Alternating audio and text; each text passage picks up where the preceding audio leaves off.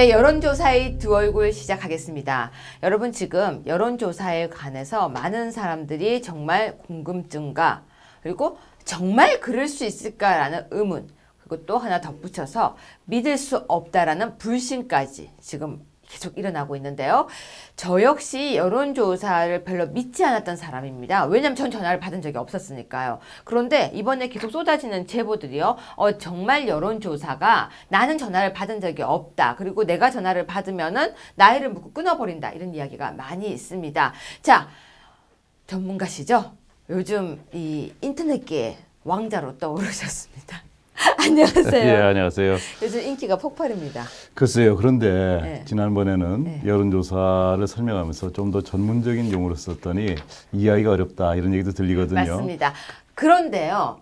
그럼에도 불구하고 설명해 주시는 게 제일 쉬웠대요. 그러니까 오늘은 가능한 한 그 이론적인 거는 좀 빼고 네. 그림과 숫자 이런 거 설명을 드리도록 하겠습니다. 네. 그럼 편히 설명해 주세요. 예. 그러니까 저는 정말 그냥 모르는 시청자라고 생각하시고요. 예. 편히 하시고자 하시는 말씀을 편히 다 해주세요. 충분히 해주세요. 그러면 이해를 좀 돕기 위해서 네. 통계조사에 대해서 우선 간단히 설명을 드리겠습니다. 네. 통계조사라는 거는 네. 어떤 우리가 잘 모르는 불확실한 현상에 대해서 자료를 구해 가지고 그 자료를 근거로 해서 추정과 이제 어떤 예측을 하는 거거든요. 네. 그러니까 여론조사도 하나의 통계 분석의 한 방법입니다. 그러니까 여론조사는 통계 분석의 방법이군요. 그렇죠. 예측하는. 맞습니다.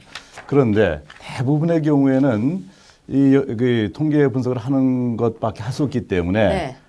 뒤에 걱정을 안 해요. 네. 예를 들면은 네. 이제 우리나라 국민들 중에서 남북 통일을 찬성하는 사람의 비율이 얼마일까? 궁금하다 그러죠. 네. 그럼 한 조사에서는 그 찬성률 60%가 나오고 네. 다른 조사에서는 20%가 나왔다 그러죠. 그래도 어떤 시비를 할 수가 없습니다. 여론조사니까요. 왜냐하면은 정확한 값을 알 수가 없으니까. 정확한 그 찬성률을 알려면 전 국민을 다 조사해야 되는데 그건 불가능하거든요. 그러니까 안 하지 정답이 않습니까? 없는 거네요. 그렇죠. 정답을 모르는 거죠. 아는 게 없는 게 아니라. 아, 찾기가 어려운 거? 그렇죠. 네. 그런데 통계 분석을 하는 사람들 중에서 가장 어려운 두 가지가 있습니다. 네. 일기예보하고 선거 예측 여론조사입니다. 일기예보와 선거 예측. 왜 그럴까요? 뭔가 알 것 같긴 해요. 선거 예측은 속마음을 다 드러내지 않으니까요. 아, 그게 아니라 그럼요. 때가 되면은 그 결과가 틀렸는지 맞았는지를 정확하게 알 수 있기 때문입니다. 아, 정답. 그러니까 선거 조사를 하고 선거 날이 되면 결국은 여론조사가 틀렸다 맞았다가 답이 나오니까요. 그렇죠. 일기예보도 마찬가지 아니에요? 비가 오거나. 그렇죠. 네. 그래서 과거에 정말 일기예보 하는 사람들이 어려웠습니다. 근데 선거 여론조사는 아무리 틀려도 그 뒤에 조용히 그냥 그 말없이 사라져요. 왜냐하면 선거 끝났으니까 사람들이 관심이 없거든요. 그런데 이번 선거 여론조사는 제가 저래도 끝까지 추적을 해서 여론조사 기관의 문제점하고 보도의 문제점을 한번 밝히고자 합니다. 저도 이번에 이걸 시작하면서요.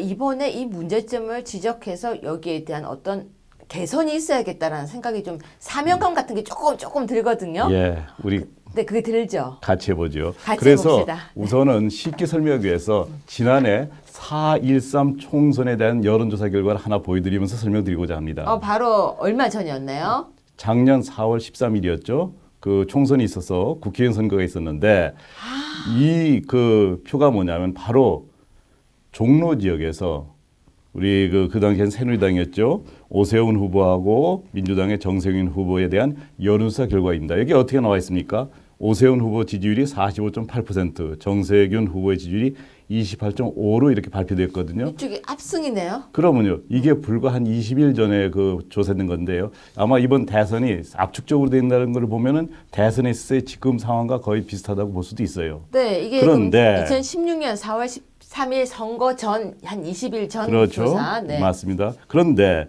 결과는 어땠죠? 말하기가 부끄럽네요. 정세균 후보가 네. 52.6% 네. 그리고 오세훈 후보가 39.7%를 득표해서 네. 정세균 후보의 압승이었고 또 이분은 국회의원이 돼가지고 이제 국회의장이 되시지 않았습니까? 그러네요. 그 전체 오차 그 차이를 그 벗어난 걸 보면 약 30%가 넘습니다. 어떻게 이렇게 돼버렸죠? 그런데 종로 유권자가 몇 명이라고 생각이 되세요? 종로 유권자요? 한 20만? 13만 5천 명 정도입니다. 아, 생각보다는 작네요. 예, 13만 5천 명 중에서 이게 몇 명 조사한 거냐면은 500명을 조사했습니다. 13만에 500이면 너무 작은 숫자 아니에요? 500명. 아니죠. 한번 생각해 보자고요. 그러면 이번에 대선 여론조사에서는 몇 명을 조사하죠? 1000명. 몇 명 유권자가 4,200만 명이네. 4,200만 명. 그럼 이게 그죠? 많이 조사한 거네요. 그러면요, 이거는 대단히 많이 조사한 겁니다. 갑자기 이해가 가기 시작합니다. 우리 지금 대선 여론조사는 4천만 명 대충 했을 때 그중에서 1000명을 수로 조사를 하고 있는데 여기에는 아까 13만요? 그렇죠. 13만 5천 명. 13만 5천 명에서 500명이 조사를 했으면 훨씬 더 신뢰도가 높아져야 되는 거 아닌가요? 그렇죠. 비율로 따진다면. 그런데도 불구하고 이렇게 엄청난 그런 오차가 있었습니다. 네. 근데 이거에 대해서 뒤에 아무런 얘기가 없어요. 오세훈 후보도 아무런 말을 안 했습니까? 참 떨어지고 나면 할 말이 없으셨겠죠. 근데 붙은 분은 이걸 들고 이렇게 사진도 안 찍었습니까? 미국처럼. 그래서 네. 그 지난 얘기고요. 네. 그래서 지금 다시 말씀드리고자 하는 거는 이 표본의 대표성 문제가 대단히 중요하다는 겁니다. 그죠? 표본의 대표성이란 말이 그렇죠. 또 와닿습니다. 예. 네. 그래서 우리 그 지금 현재 여론조사라는 걸 보면은 대개 전화번호로 전화조사를 하는데요. 네. RDD 해가지고 임의로 전화번호 걸기를 한 뒤에 거기서 잘못된 전화번호라든가 또는 무응답 이런 걸 다 제외하고 네. 좀 우리가 실제로 조사해야 되겠다는 사람을 이제 찾아서 조사를 하는데요. 네. 거기에서 응답률이 그 자동응답으로 하면은 대개 10%가 안 되고요. 네. 그리고 이제 전화 실제로 이 면접원이 면접 조사를 해도 20%가 안 되는데 보통 15% 이렇게 되더라고요. 네.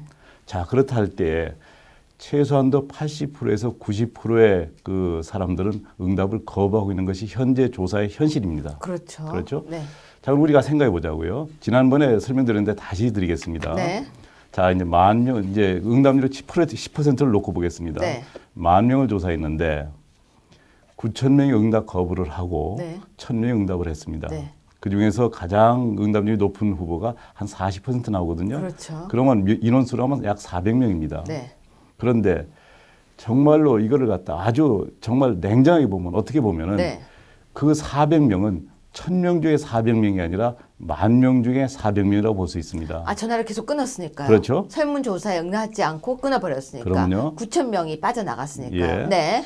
그러면 10,000명 중에 400명은 몇 퍼센트죠? 10,000명 중에 400명이면 4%? 4%죠. 네.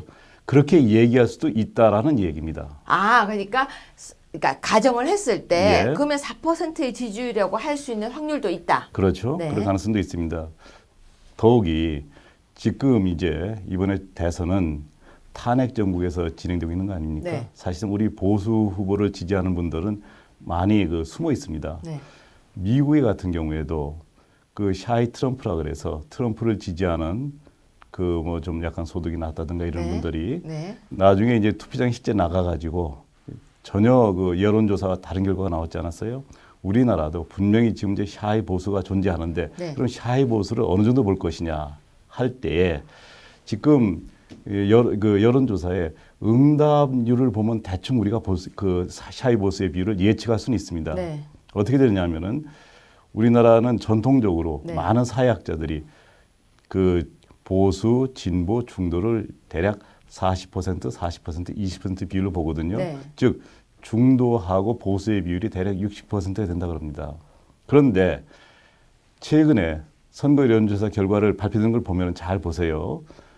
그 진보 후보 지지하는 그 사람들 총합이 대략 40에서 45%가 나오고 그렇죠. 그리고 보수와 중도를 합한다 그래도 40%에서 40%, 45% 넘지 않습니다. 네. 즉 뭐냐면은 요 결과를 보더라도 대략 중도하고 보수 지지층에서 20% 정도는 숨어 있다고 볼 수가 있는 거라고요. 네. 그 결과를 보더라도. 네. 그런데 우리는 20% 보지도 않고 9,000명 응답 거부 중에서 대략 5%만 샤이 보수라 그러면 5%가 몇 명이라 그랬죠? 5%면은 아까 500명. 아까 그 9,000명에서 5%면 450명이 되겠죠. 450명. 네, 네. 450명은 현재 가장 많은 지지를 얻고 있는 그 400명보다도 더 많은 숫자라고 말씀드렸습니다. 그렇죠. 그렇죠. 네. 그렇기 때문에 현재 여론조사 결과는 아주 많이 왜곡돼 있을 가능성이 대단히 높습니다. 그러니까 실제 우리가 나오고 있는 오차 범위 플러스 마이너스 3%, 5%보다 훨씬 더 오차 범위가 있을 수 있다는 말씀인 거죠. 그건 좀 다른 의미지만은 네. 그 3.1%는요. 지난번에 말씀드렸죠. 그거는 잊어버리라고. 그건 그러니까 아무 의미가 그게 없습니다. 우리를 현혹시키는 게 사실 그거예요. 이거는 오차 범위가 3%밖에 없어? 그러면 이건 정답이네? 이런 생각이 자꾸 들거든요. 그 참 설명하기는 어려운데요. 네. 그거를 간단히 설명해 네, 넘어가겠습니다. 설명 좀 해주세요. 그러니까 1000명을 조사하면 다 3.2%입니다. 95% 신뢰 수준에서 오차 그 범위가. 그러니까 그 말 들으면 확 신뢰가 오잖아요. 그걸 뭐냐면은 어느 후보의 지지율이 40%라 그러죠. 그럼 40% 플러스 마이너스 3%에서 37에서 43이 나오겠죠. 네. 그러면은 그 여론조사를 100번을 했을 때, 네. 100번 어떤 데는 40% 나고 어떤 30% 나고 이러겠죠. 네. 100번 했을 때 그 100번의 그 구간이 뭐냐 플러스 마이너스 3% 네. 3% 하잖아요. 그 구간 안에 실제로 지지율이 있을 가능성이 95건이라는 얘기라고요. 네, 네. 그러니까 좀 이해하기가 힘드실 겁니다. 네, 이 부분이 잘 이해가 안 가요. 그러면 이렇게 생각하시면 돼요. 실제 전 국민에서 네. 어떤 특정 후보의 지지율은 그 있을까요, 없을까요? 있죠. 있죠. 네. 우리가 알 수 있습니까, 없습니까? 알 수 있죠. 알 수 모르죠. 아니 본인 말고요. 우리가. 모르죠. 그러니까 우리는 왜냐하면 모르죠. 4,200만 명의 의견을 그렇죠. 들어보지 않았으니까. 네, 싹 다 안 근데 그 들었으니까. 값은 정해져 있습니다. 그리고 여론조사 할 때마다 지지율은 왔다 갔다 합니다. 네. 그래서 왔다 갔다 하면 그 왔다 갔다 할 때마다 그 구간이 나오겠죠. 그 구간을 100개를 정하면 95개 구간 안에는 그 값이 포함되어 있을 것이다. 아주 좀 어려운 얘기이기 때문에 내가 그걸 신경 쓰지 말라고 그러면요. 그랬어요. 지금 보시는 시청자 여러분께서 혹시 이 부분이 이해가 쉽게 가신 분은 댓글 달아주시면 정말 감사하겠는데요. 저는 이 부분이 제일 이해가 안 가요. 플러스 마이너스 3.5, 플러스 마이너스 4.5 오차 범위라고 하면 느낌에는요. 오차가 없다라는 느낌으로 자꾸 느낌이 와요. 그러니까 무슨 얘기냐면요. 이 사람이 지지율이 40%다. 그러면 40%가 가짜일 확률이 3%다. 이렇게 자꾸 느껴지는 거예요. 아니에요. 그거는 참 이거는 뭐냐면 그 어떤 구간 추정이라는 거를 무지해서 생각해야 되는데 죄송합니다. 아니에요. 그러니까 그 이렇게 우선은 네. 여론조사에서는 그건 중요하지 않기 때문에 네, 그럼 일단 넘길까요? 넘기시죠. 그러면 일단 넘기고요. 제가 다음번이라도 악착같이 여쭤보고 쉽게 설명해 달라고 하겠습니다. 왜냐하면 여러 번 들어도 이해가 안 가니까 일단 째끼고 계속해서 듣겠습니다. 그 정리해서 말씀드리면 아마 여론조사를 시행하는 사람들도 대부분이 그의 의미를 제대로 모르는 분들이 많을 겁니다. 제가 여쭤봤어요. 여론조사 전문가한테. 그런데 이렇게 설명을 했습니다. 그건요. 오차 범위가 3이나 4밖에 없다는 겁니다. 그래서 그럼 신뢰가 96입니까? 95%입니다. 그러니까 신뢰가 96%라는 거예요. 아니 근데 그거를 그렇게 잘못 설명한 거거든요. 예. 그러니까 그거는 나중에 기회 있으면 하고 오늘은 또 하나. 지우겠습니다. 자, 이제 바로 이제 표본의 대표성 얘기를 할 때에 무응답, 응답 거부에 대해서 설명드렸습니다. 네. 또 하나는 표본의 대표성을 얘기할 때 정말로 이 1000명이 4,200만 유권자의 여러 가지 성향을 잘 대변해야 된다 그렇게 말씀드렸는데 그러니까 뭐 여성, 남성, 나이, 지방 그거 말씀하시는 건가요? 그런데 네, 그런데 그것뿐이냐? 그보다 더 중요한 요인이 있습니다. 우리나라에서는 뭘? 뭐냐면 학력 수준입니다. 저번에도 잠깐 말씀하셨죠. 예, 학력. 자, 우선은 학력별 후보 지지율의 차이가 큰 것이 조사된 게 있습니다. 그런 조사도 네. 있었습니까? 네. 그 조사 결과를 보면은 문재인 후보는 고학력층에서 지지율이 높게 조사되고 있습니다. 우리가 흔히 말하는 화이트 칼라. 예. 네. 자, 그런데 이런 그 전화 여론조사를 할 때에는 고학력층이 응답률이 높겠어요? 저학력층이 응답률이 높겠어요? 고학력층이 테이블에 앉아 있는 가능성이 있으니까 응답을 많이 하는 거 아닌가요? 그렇죠. 전화에 대해서 또 어느 정도 또 익숙하고요. 네. 그래서 어느 조사를 보니까 고학력층의 응답률이 전체 응답자의 60%가 넘었습니다. 그런 조사가 실제 있었군요. 예, 최근에 조사에서 네, 네, 네. 나온 그 발표된 자료입니다. 그러면 전화를 받아서 응답을 했던 사람들은 고학력층이 많고 고학력층이 문재인 후보에 대한 지지율이 높았기 때문에 연관성을 좀 유추해 볼 수 있겠네요. 예. 네. 고학력층의 응답률이 60%가 넘었는데 실제 우리나라 유권자 중에서 대제 이상의 고학력이라고 할 수 있는 분들의 비율은 대략 34.5% 정도입니다. 뭔가 퍼센트가 비슷비슷해져 가는 느낌이에요. 그래서 우리 현재 여론조사 결과는 학력이라는 걸 고려할 때는 네. 문재인 후보의 지지율은 좀 더 과대해서 발표되고 있고 네. 다른 후보의 지지율은 좀 낮게 이렇게 측정되고 파악되고 있는 것이 현실입니다. 그 진짜 그 가능성도 예. 충분히 예측할 수 있겠네요. 예. 네. 그래서 또 하나는 뭐냐면은 현재 지지하고 있는 후보를 앞으로 이제 바꿀 수 있다. 응답률이 되게 어느 정도 나오는지 아세요? 그거 제가 봤어요. 예. 근데 문재인 후보, 홍준표 후보는 굉장히 별로 변하지 않겠다가 한 70몇 %였던 걸로 기억을 하고요. 안철수 후보가 변화하겠다가 한 50%로 변화 가능성이 높았던 걸로 전 기억을 해요. 최대 50%까지 나오고 있습니다. 네. 그 얘기는 지금서부터 투표일 사이에 얼마든지 지지율의 변화가 일어날 수 있는 가능성이 상당히 높다는 것을 보여주고 있는 거거든요. 그렇죠. 그렇기 때문에 현재 이와 같은 여론조사를 가지고 일희일비할 필요가 없다라는 것이 제 말씀입니다. 그런데요, 제가 또 여기서 드리고 싶은 말씀이 그럼에도 불구하고 우리 모든 언론에서는 양자구도, 양강구도 이러면서 현재 1, 2위만 이렇게 부각을 시키고 나머지는 뭉텅이로 뭉쳐서 꼭 사표처럼 이야기를 하거든요. 그게 아주 잘못된 것이고요. 네. 그렇게 한 결과가 네. 결론적으로 만약에 네. 최근의 여론조사 결과하고 투표 결과가 전혀 다를 때 네. 그 여론조사 기관과 그렇게 보도하고 있는 언론, 특히 종편들이 나중에 그 후폭풍을 어떻게 감당할지 저는 걱정이 됩니다. 아까 근데 말씀하셨잖아요. 선거 끝나고 나면 끝이라고. 그러면 안 되겠죠? 근데 다 그렇게 해왔다. 제가 아까 화가 났던 부분이 그렇게 해왔으면 이번에도 또 그렇게 되는 거 아닙니까? 이번에는 아마 우리 유 교수님도 그렇고 저도 그렇고 이 문제를 잘 보았기 때문에 문제가 뭔지 알고 있기 때문에 그리고 아마 많은 유권자 여러분들께서도 이번 결과에 대해서는 아마 다르게 네.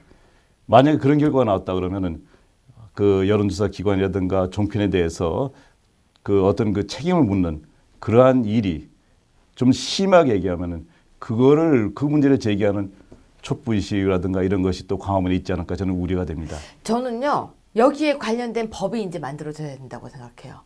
여론조사와 거기에 관해서 언론에서 보도할 때 책임성에 대한 어떤 규제법? 이거는 예. 규제를 해야 된다고 저는 생각하는데요. 그래서 아마 이번 기회로 해가지고 그런 모든 것이 이제 오픈돼 가지고 아마 공개적으로 논의하면은 국회에서도 법을 만들겠죠.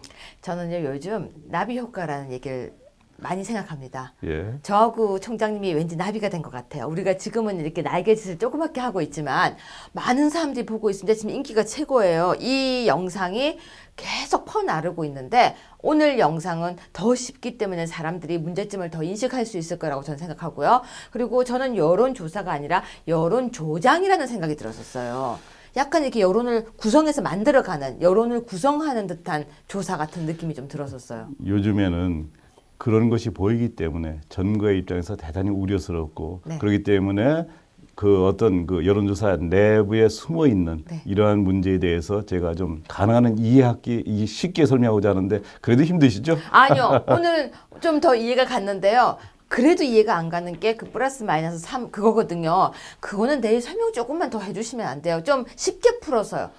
그렇게 죄송합니다. 설명을 하겠습니다. 학생이 영 못 따라가서 아니요. 제가 나름 공부를 잘하는 학생인데요. 숫자가 나오면 약해서 그럽니다. 그러면 총장님, 오늘 수업은 잘 들었습니다. 저 수업 들은 것 같습니다. 여러분, 제가 마지막으로 정리를 깔끔하게 하나를 하겠습니다. 지금 말씀해 주신 내용들 중에서 가장 큰 문제점이 제가 볼 때는 바로 비례할당 표본 추출법인 것 같습니다. 근데 여러분도 들으면서 이해가 잘 안 가시죠? 우리는 무한 반복으로 이 방송을 만들겠습니다. 왜냐면요, 나비이니까요. 맞죠? 고맙습니다. 예, 감사합니다.